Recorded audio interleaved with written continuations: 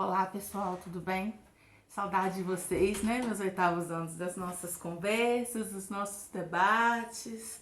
A gente tem que tomar muito cuidado não só com a nossa saúde física, né? Nesse tempo de isolamento, mas com a nossa saúde mental também, né? A gente fica um pouco melancólico nessa época, a partir do momento que isso vai durando um pouquinho mais. Mas a gente não pode deixar se abater não, né? Hoje que, não sei se vocês separaram, vocês estão aqui conhecendo um pouquinho da minha biblioteca, um pedacinho, né? Ela que é maior do que isso. Aproveita esse tempo para vocês lerem, para vocês se informarem, para vocês adquirirem mais cultura, né? Cultura não é somente aquilo que a gente ensina dentro da sala de aula, tá bom? É o meu desejo muito sincero para todos vocês, que vocês adquiram cultura, né? A única coisa que a gente tem para passar para os outros é o conhecimento, é o que a gente sabe, né? E isso, ninguém pode simplesmente abrir a nossa cabeça e colocar lá dentro, né? E eu não posso querer isso para vocês, a mãe de vocês, enfim, vocês têm que querer para vocês mesmos, tá? É a primeira coisa que eu queria dizer para vocês. Busquem conhecimento, leiam, né? A gente só escreve bem se a gente lê bem, tá? Totalmente oposto ao que a gente está assim fazendo. Eu vou postar para vocês um videozinho também que é muito legal. Foi um pedido de Andreísa, eu nem lembro se eu tenho esse vídeo ainda, tá, gente? Mas é bem legal. Que tem um pessoal do IFMG, do campus de Ouro Preto, que fez um projeto chamado Paisagens Pitorescas, onde eles estão reconstruindo a cidade de Ouro Preto do ano de 1760, ou seja, né, Vila Rica. Então eles fizeram uma reconstrução em um vídeo de 3D muito legal, né? Saiu há pouco tempo esse vídeo, é muito interessante. O professor é o Alex Berer, se eu não me engano, né? Ele é de Cachoeiro do Campo, professor de História do IFMG Campus Ouro Preto. É muito interessante, eu vou postar junto, é só para vocês verem mesmo, porque eu achei muito legal mesmo, tá? Enfim, dando continuidade à nossa matéria, hoje a gente vai falar sobre a primeira fase da Revolução Francesa, né, a Assembleia Nacional Constituinte. A Revolução Francesa, gente, ela foi um movimento que é muito complexo, né? É interessante que a gente entenda a Revolução Francesa dentro da sua magnitude, tá? E da sua complexidade. Ela é um movimento muito complexo, enfim, tá? O que a gente... eu já vi conversar com vocês antes, a Revolução passou por 5 fases. Houve todo um contexto do qual o próprio iluminismo faz parte, né? Nós vimos toda a dificuldade que vocês tiveram com o iluminismo, né? Enfim, ou seja, qual foi a primeira fase e o que levou a Revolução a essa primeira fase? Nós vimos a situação caótica pela qual a França ela estava vivendo, né? Pela qual a França estava passando, enfim, uma situação que o iluminismo, enquanto movimento intelectual, político, filosófico, contribuiu sobremaneira, contribuiu sim demais, né? O fato é que a França, aliada a todo esse caos intelectual no qual ela estava mergulhada, a França foi meter o bedelho, digamos assim, foi interferir na guerra de independência norte-americana.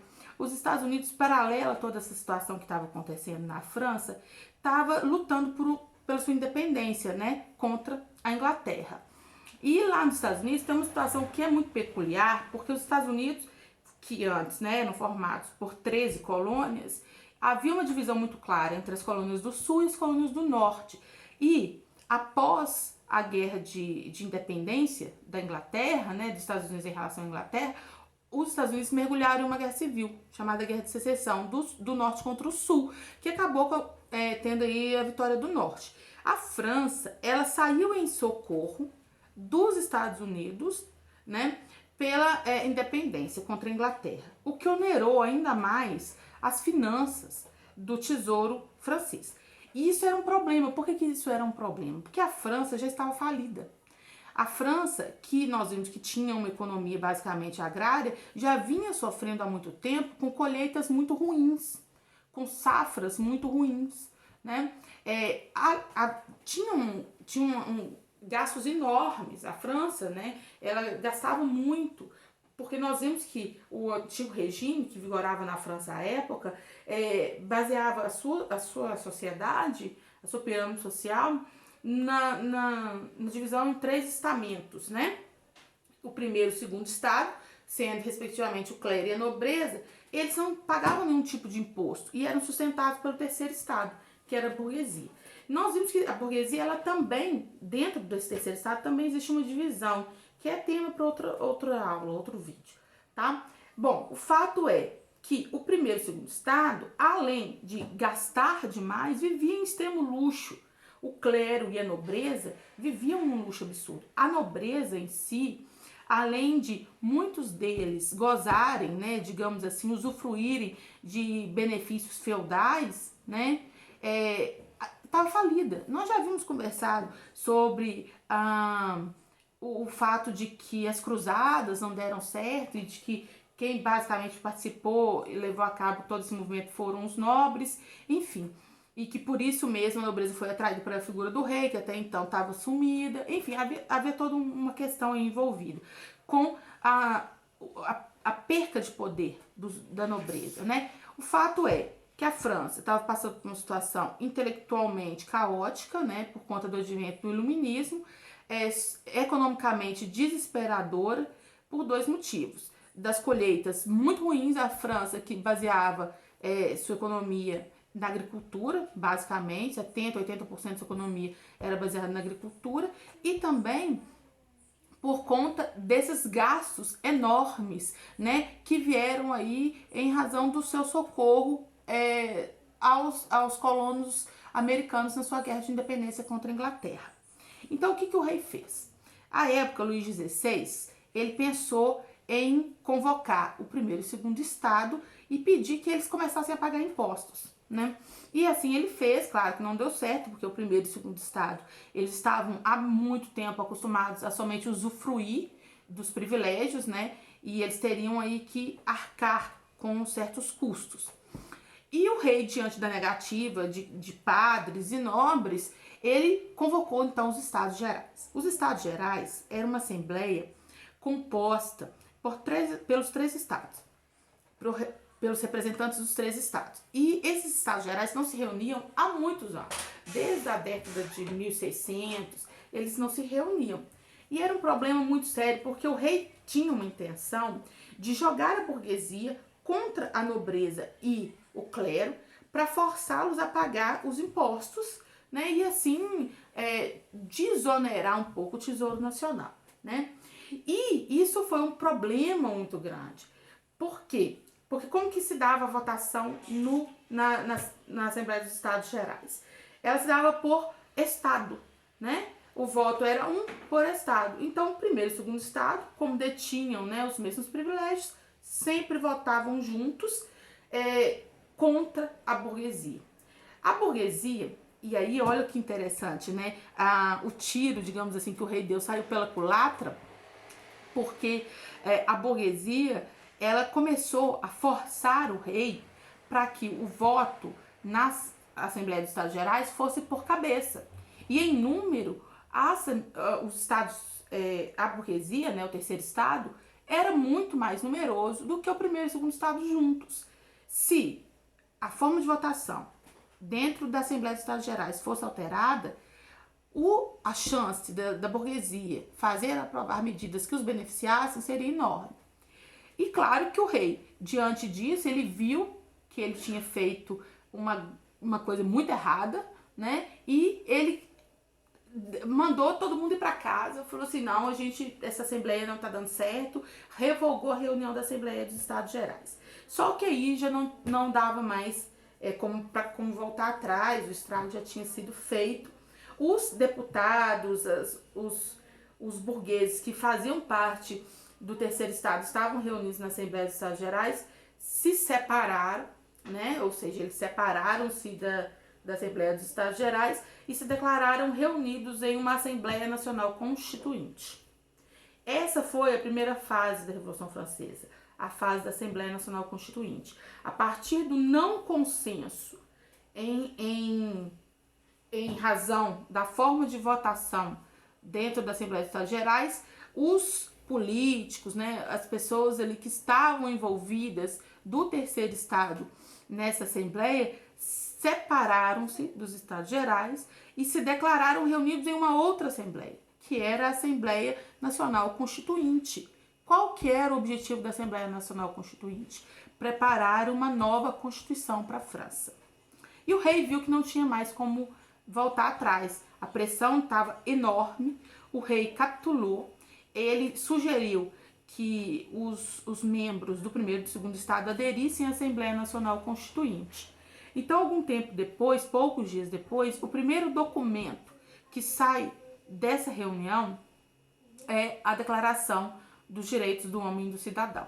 Né? Lembrando que nesse meio tempo, gente, a população, os baixos burgueses, e aí que é importante que vocês compreendam, porque a burguesia em si, né, nós vimos nas aulas sobre o iluminismo que quem tinha acesso, quem teve acesso, um acesso, né, muito importante a todo o conhecimento produzido na época do iluminismo foi a alta burguesia, que eram as pessoas muito ricas, mas o que engrossava o terceiro estado era a baixa burguesia. E foi a baixa burguesia que foi manipulada sabiamente pela alta burguesia, né?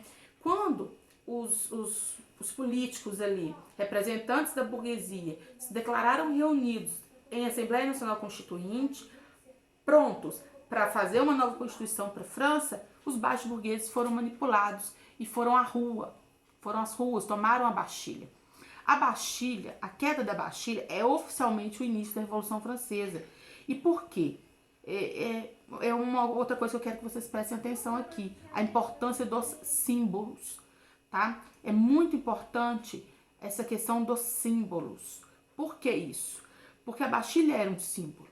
E um símbolo do antigo regime. A Bastilha era uma prisão política para onde os opositores do antigo regime eram enviados. A queda da Bastilha, a invasão da Bastilha, a queda da Bastilha representa não somente a queda e a invasão de uma prisão política, mas a queda e invasão de um regime, do antigo regime, de tudo o que os antigos os burgueses consideravam maléfico, né, e prejudicial a si próprios, né? Então, quando eles invadem a Bastilha, tem início oficialmente ali a Revolução Francesa, tá? Logo após a queda da Bastilha, que é o ápice, digamos assim, desse início da Revolução Francesa, que a gente tem vários momentos aí marcantes, e o primeiro deles é justamente a queda da Bastilha. A gente tem a feitura desse documento, a Declaração dos Direitos do Homem e do Cidadão, tá bom? E é esse documento que perdura até hoje, inspirando movimentos por todo o mundo. Ele diz, entre vários outros itens ali, que todos os homens são iguais, né? E ele traça ali ideais de igualdade, de liberdade e de fraternidade, ou seja, a igualdade de todos perante a lei, a liberdade, principalmente do jugo da monarquia, né, da monarquia absolutista, e a fraternidade, ou seja, a questão de que todos ali são irmãos, né, todos ali estão competindo para um único só bem, que era o desenvolvimento da França em si, né. Então, os ideais de liberdade, igualdade e fraternidade, que é um outro grande símbolo da Revolução Francesa, que nortearia todas as ações a partir de então, ele está muito descrito na Declaração dos Direitos do Homem e do Cidadão, né? Que inspirou depois documentos feitos nos Estados Unidos, já após a Guerra de Secessão, e inclusive até hoje ainda inspira movimentos em torno do mundo, tá?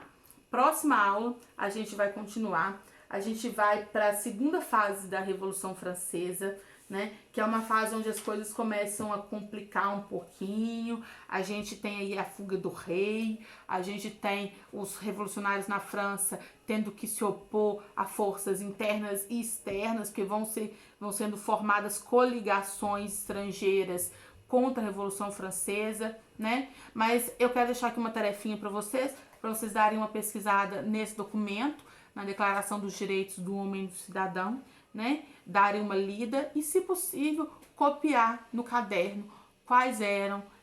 Eu sei que no slide tem, não precisa copiar não, gente, muito, não precisa copiar não.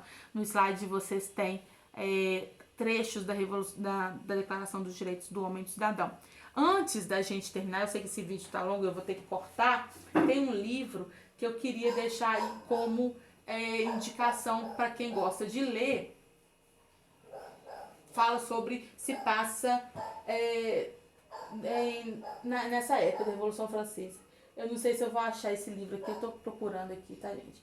Mas chama Quando a Luz Cai, tá? Se você não achar, ele chama Quando a Luz Cai. Peraí, gente. Dei uma olhada nesse livro, que ele, pra quem gosta de literatura, eu sei que Marcela gosta, tá? Não sei mais quem gosta, mas Marcela eu sei que gosta.